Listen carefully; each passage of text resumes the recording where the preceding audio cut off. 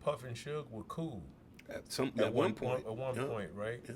Was that like leading up to this whole incident that transpired, so to speak?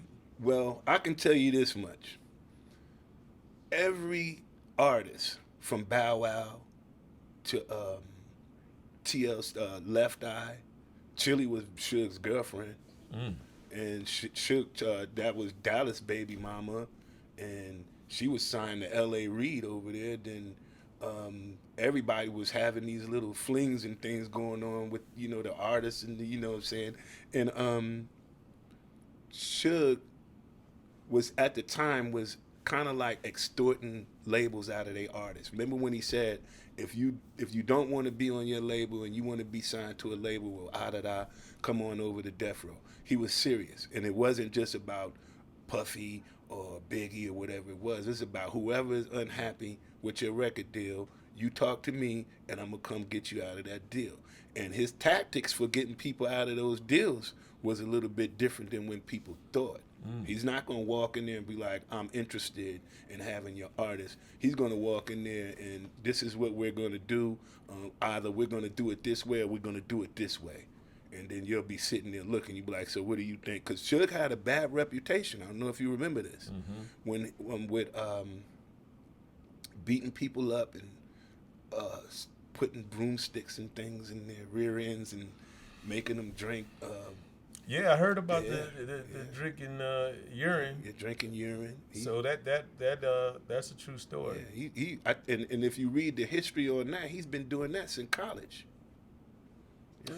So The industry was scared of him at that time. no, they were. Even I could tell you about an incident in 2007. I went to the BET Awards, and there was a party that Nick Cannon was DJing. There was a number of people that were there.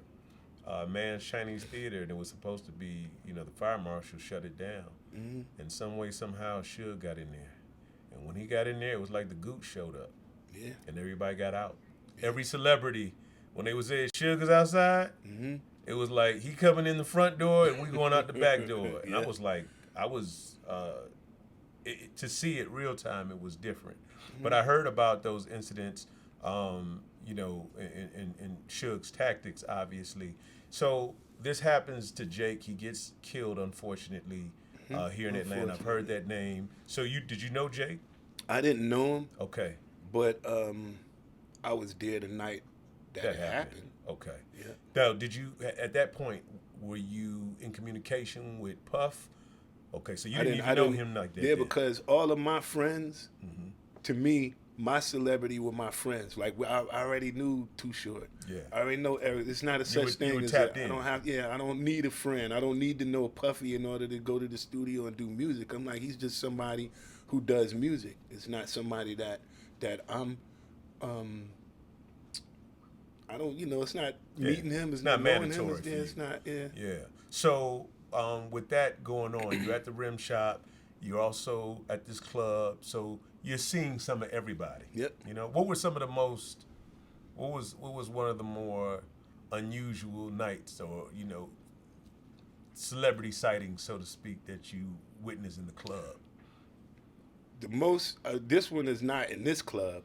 The most craziest moment was one time we was in the Bahamas hanging out with Grace Jones. And she used to come to the studio all the time. And then Mike Mace's brother used to be like, me love you long time. He used to just keep saying that, me love you long time. Grace Jones. Grace Jones. Since she party hard. Yeah. So you be like, Grace is here. I'm not going with Grace nowhere. Yeah. Because she's not coming back to 5, 6 in the morning. She goes hard. Yeah. So and when she used to come to the studio, she used to be like, all right, we going out? We'd be like, no, Grace.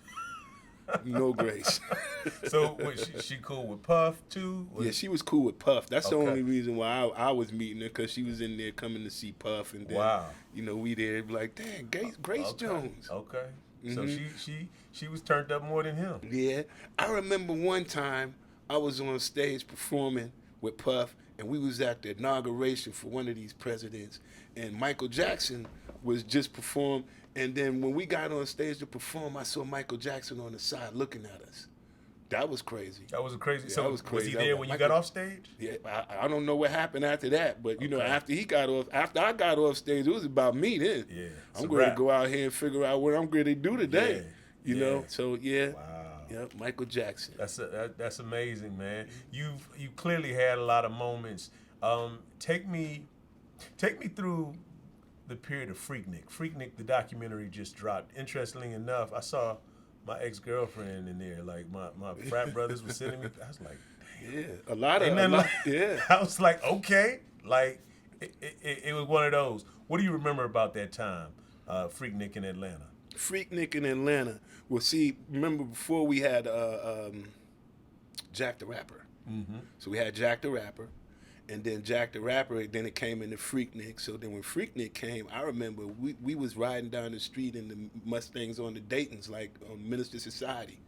Gold Dayton's, trucks with the beds spinning all the way around. We just get on Peachtree in this park, get a hotel room. You go take your car out, and then the crazy thing was a lot of people would come to Atlanta and they wouldn't have no hotel. You'd be like, so where y'all staying?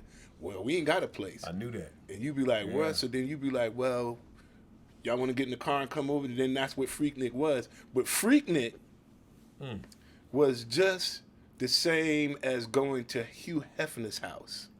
Freaknik could possibly be the same as people going to Puffy's house. That don't mean that just because they go into his house that these are the things that's going to take place. It was, so it's one of those. It's one of those kind of things. Did you ever meet or encounter anybody at Freaknik that wasn't well known then, but became well known that might have been doing some things that, this is before social media in its real true essence, so maybe some folks who didn't get caught out there on camera. It's a lot of people's mamas, so you'd be like, it's a lot of, what was the next generation? Oh man, we was Generation X, they Generation Y, right? Yeah. It's a lot of kids I think it is Y. in Generation Y that came from the Freaknik. Freaknik babies. Just hearing about it, I never made it to Freaknik. You didn't? I didn't. Man. I missed out on that. But obviously it was a thing and all the artists would come through here. So just knowing you got signed kind of as it was winding down, right? Yeah. So right on the tail end. On the tail end. There was no more fun at the end. Yeah. The city wouldn't even let Freaknik come here no more. Yeah. Tell us about how your deal came about with Bad Boy. I was doing music in L.A. I lived in L.A. Studio was on Hollywood and Cahuenga.